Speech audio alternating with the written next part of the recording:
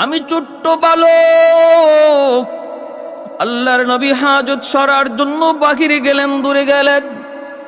আর আমি তখন মনে মনে ভাবতেছিলাম, নবীজি হাজত শেষ করার পর আইসাই তো অজু করতে চাইবেন, অজু।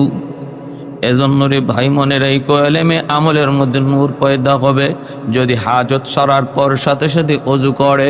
কোনো একজন মানুষ যদি হাজত সরার পর সাথে সাথে অজু করে ঘরে ঢুকে, অজু করে কাজে লাগে, আল্লাহ পাক রব্বুল আলামিন তার এলেমের মধ্যে নূর পয়দা করে, আমলের মধ্যে নূর পয়দা করে।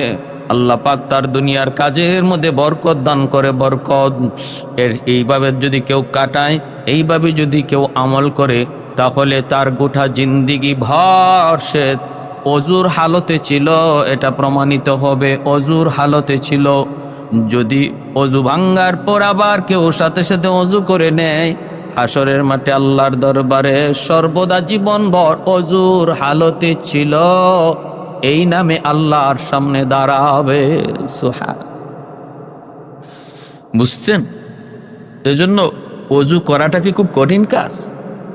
কঠিন কাজ না, শুধুমাত্র একটু প্রচেষ্টা, মনের ইচ্ছা, একটু ত্যাগ, নফসের সাথে একটু জিহাদ, আর কিছুই না। এতে পয়সা খরচও হয় না, এতে আমার খুব ক্ষতিও হয়, দুনিয়াবি ক্ষতিও হয় না। আব্দুল্লাহ ইবনে আব্বাস রাদিয়াল্লাহু তাআলা আনহু বলেন,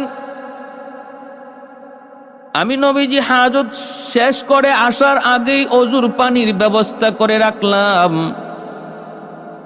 আল্লাহর নবী যখন হাজত শেষ করে আসলেন, আয়েশা অজুর পানি দেইখা বিবি মাইমুনা রাদিয়াল্লাহু তাআলা আনহাকে বলতেছেন, অজুর পানি এইভাবে আমি আসার আগে কে রাখলো? কে এইভাবে রাখলো? কে? মান ফাআলা হাযা।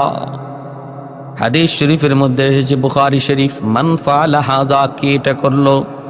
হযরত মাইমুনা রাদিয়াল্লাহু তাআলা আনহা বলেন, আপনার চাচাতো ভাই, আমার ভাগনা আব্দুল্লাহ ইবনে আব্বাস। আল্লাহর নবী দেখেন আব্দুল্লাহ পাশে দাঁড়ায় আছে, ছোট্ট বালক। মায়ার নবী, দয়ার নবী যখন ডাক দিয়া কাছে আনলেন, কাছে না নবী মাথায় হাত রেখে দোয়া করতেছেন, আল্লাহ আল্লাহ, তুমি আমার আব্দুল্লাহকে শরীয়তের মাসালা মাসাইলের জ্ঞান দান করো, আর তোমার কোরআনের সর্বোচ্চ তাফসীর তুমি তারে দান করো।